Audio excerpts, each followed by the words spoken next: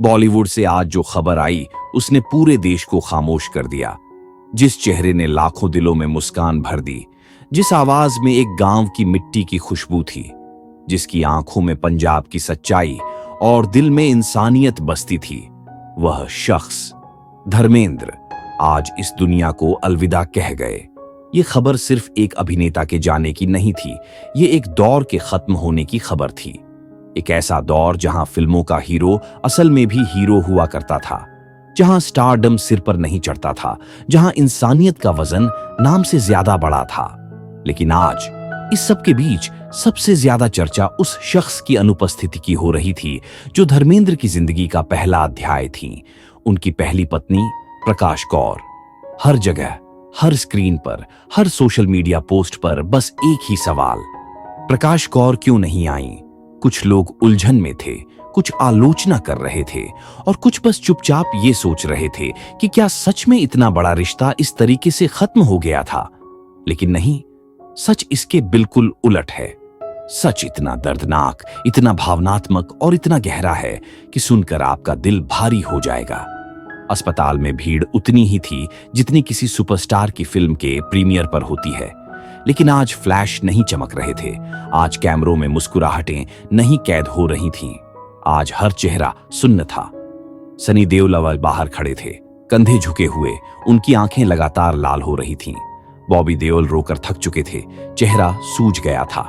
ईशा, अहाना दोनों बिखरी हुई थीं।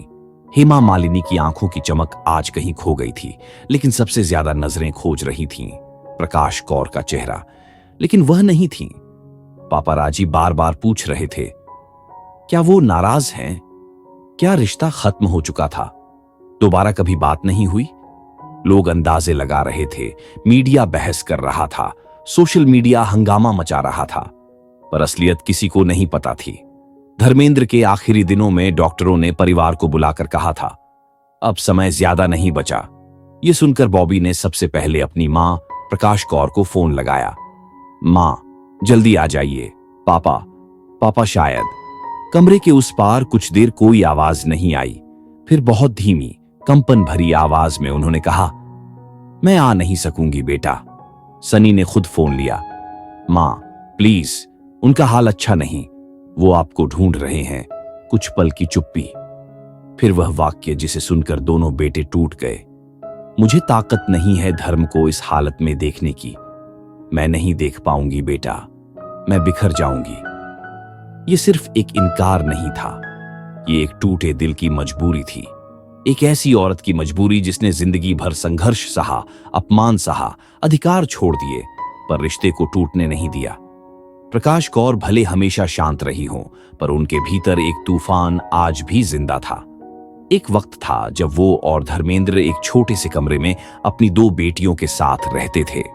रात को देर तक बातें होती थीं, सुबह खेत की खुशबू वाले घर में चाय बनती थी। लेकिन फिर फिल्मों ने बुलाया, शोहरत ने बुलाया, लाखों लोगों का प्यार आया और शोहरत के साथ वो दूरी भी बढ़ी जिसने घर की दीवारों को चुप करा दिया। धर्मेंद्र का फिल्मों में बढ़ता समय, फिर दूसरी शादी और फिर अलग अलग घरों की मजबूरियां।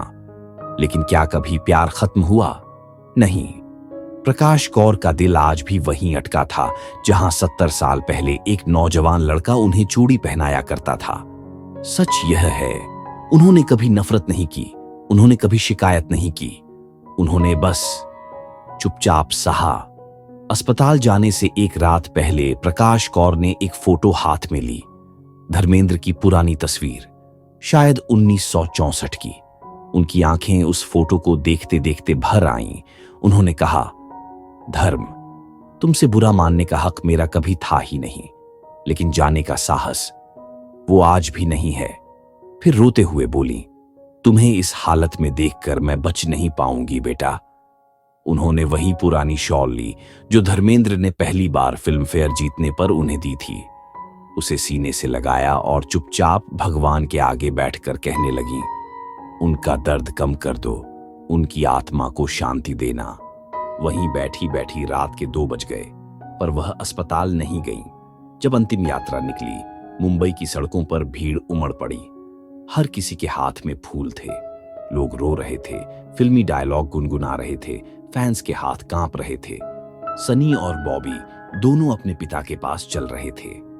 हेमा मालिनी ने चश्मे के पीछे अपनी आंखों की नमी छुपा रखी थी, लेकिन सबके बीच एक परछाई की कमी साफ दिख रही थी। प्रकाश कौर। फोटोग्राफर्स चिल्ला रहे थे, क्या वे नहीं आएंगी? क्यों नहीं आई? क्या रिश्ते खत्म थे? क्या वो नाराज हैं?